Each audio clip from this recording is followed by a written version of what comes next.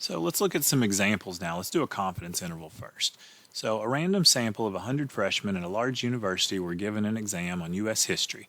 The students scored a sample average of 69 on the exam with a standard deviation of 10. Find a 90% confidence interval for the expected mean score of all freshmen at the university based on the random sample. Okay, so I think we're meeting the assumptions here. We have a random sample.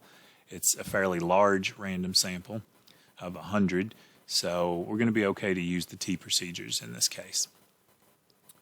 We can do that a couple of ways. Okay, there's a built-in T-interval command on your calculator that I would let my students use, and so if you're not in my class, it depends on what your professor wants you to do.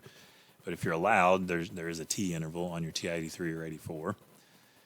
You can also do it a little more by hand, and I'll walk you through both ways. I'll use the actual calculator in a minute to do the T-interval, but let's look at the screenshots first. Okay, so you hit Stat and you go to the Test menu, and you'll find T-interval down there, number 8 on my calculator.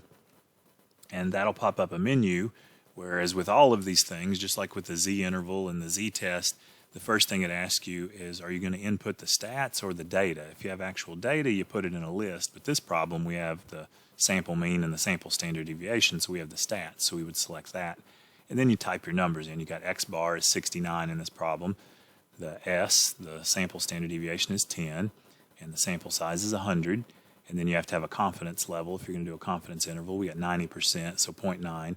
And then you calculate, and your calculator will instantly compute the interval for you. We get an interval from 67.34 to 70.66. So we're 90% confident that the actual average for all of the students would be somewhere between, say, a 67 and a 71 if we rounded those.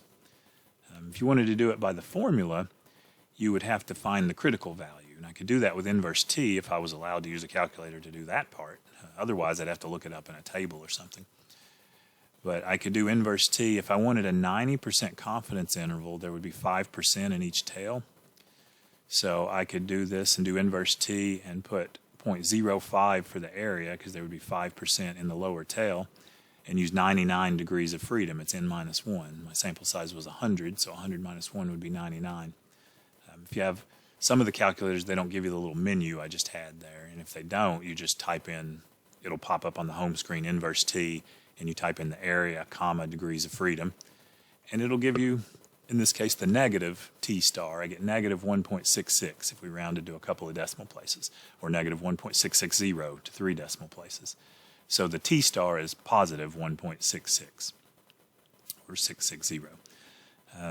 So if we wanted the margin of error, that would be T star times our standard deviation over square root of n. So that'd be 1.660 times 10 over square root of 100, which turns out to be 1.66. So my margin of error would be 1.66. And then my confidence interval would be X bar minus that to X bar plus that. So 69 minus 1.66 to 69 plus 1.66, which gives me exactly the numbers the calculator did using just the T interval, 67.34 and 70.66. So that's how we find a confidence interval, a T interval if we're using S instead of sigma.